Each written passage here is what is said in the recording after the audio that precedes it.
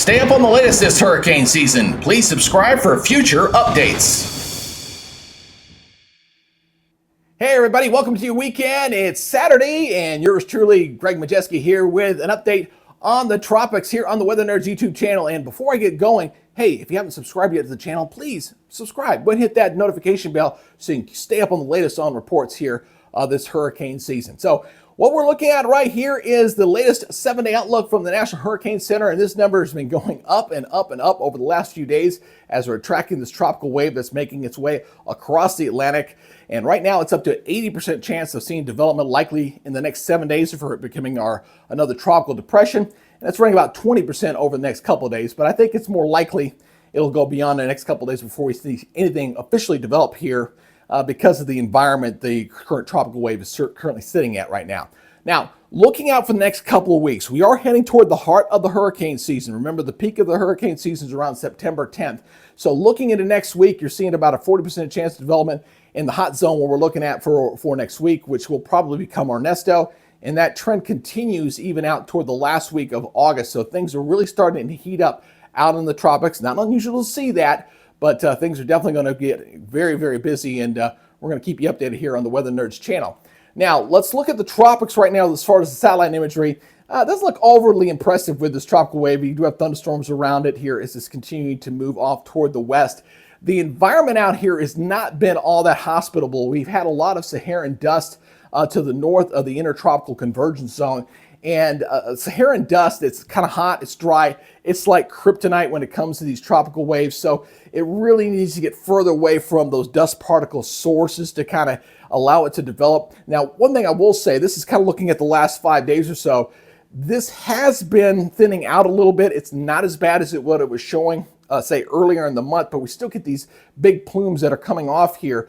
And as the system traverses across the Atlantic and gets further away from the dust source where it's not quite as extensive, it'll have a better chance for development. And I think that's what we're going to see with this system here as we go into this upcoming week. Now, the other thing I'm going to be watching from a forecasting perspective beyond the 7 days is looking at the North Atlantic Oscillation. Why is that important? Well, here's kind of a chart to explain this here. This is the zero line. When it's in a positive phase like this, that means we've got high pressure in the east, which means the storms have got a better chance to get in the Gulf of Mexico, or maybe it hits like on maybe the east coast of Florida or something like that. When we get into a negative phase, then it's got a better chance of being picked up by one of these troughs and maybe even get deflected back out to sea. And the one thing I'm noticing here going out for the next 2 weeks, these are all different models here. You got a very wide range here, either to a +1 or a -1, which means boy, this thing could really end up a lot of different places here. And the European ESON's kind of the ensemble model is kind of picking up on this, keeping it westward, high pressure retreats, and then makes a turn to the north. But look how wide this spread is, folks. We're talking quite substantial here. So does it make a turn when it's closer to the coastline? Does we get a major hurricane getting close to the Outer Banks of North Carolina? Or is this thing going to stay well out to sea, maybe impact Bermuda? That's the question there. The next thing is, how strong is this thing going to get? As it makes the turn to the north, one thing I will say, all the models are kind of indicating this thing really gets very strong, becomes a major hurricane at some point as it starts to make the turn toward the north. We're seeing the max winds over 100 knots here, a lot of pink in here. So I think not only are we going to get Ernesto as a hurricane, we're going to get a major hurricane out here. It's just a question of where exactly is this thing going to go beyond the 7 days. So we're going to have to watch that very closely. Now, I do want to go ahead and take you over here and take a look at the latest European model run here. And we're going to track this system across here. It's really not expected to do much here through the weekend. And so as we go into about Tuesday, it looks like that tropical wave starts to arrive somewhere into the Lesser Antilles. So we're talking about this wave right here. This is what we're kind of focusing in on at this point. And watch what happens as we go further into the future here with the system into next week. It'll go over Puerto Rico, and that's when we should get some sort of low air to form. But notice a couple of things out here from an environmental standpoint as we look ahead here. Again, this is for your Wednesday morning. We've got a trough down like here. Here's the high pressure ridge, our Bermuda high, which is really, not really at Bermuda, it is way off toward the west here. So the trend is for this thing to go northward here. That trough's going to act like a bit of a magnet to pick it up. Obviously, you've got the circulation center around the high, the weakness there that's going to kind of help steer this thing to the north. So it looks likelihood this is going to turn to the north. Again, it's just a question of when exactly is it going to do that. Now watch what happens here as they take this further into the future.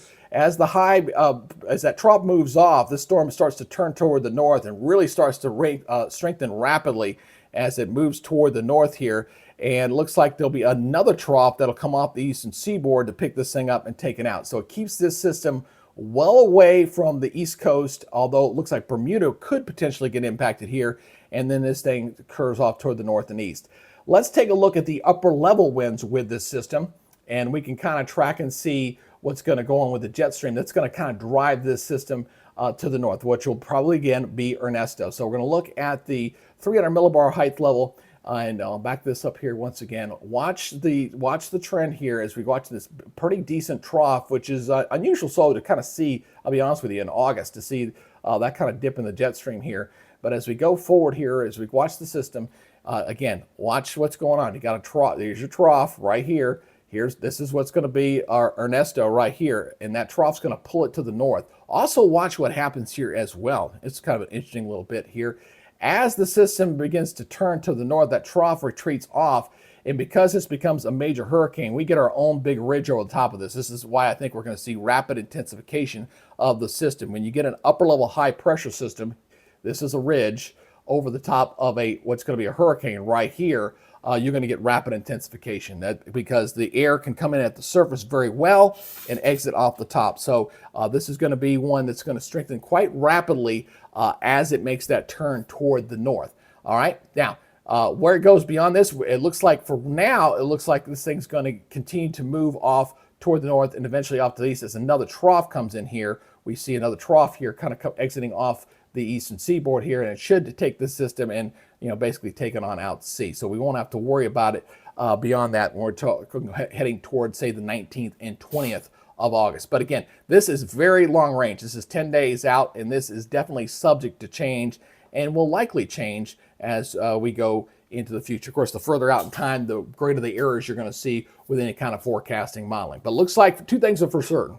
We're going to get Ernesto next week. We're going to get a hurricane, and I think a very strong probability we're going to get a major hurricane. It's just a question of it's going to turn to the north, but when is it going to do it? Is it going to get close to the continental United States, or will this stay well on out to sea, cause some rough surf along the eastern seaboard, and that'll be about it? Those are the questions that remain to be answered.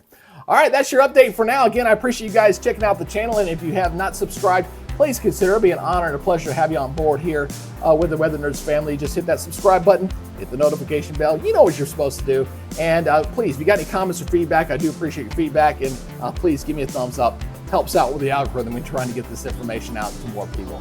All right, that's it for now. You guys take it easy. Be good, stay safe, and we'll see you in the next report. Till then, be good. Bye for now.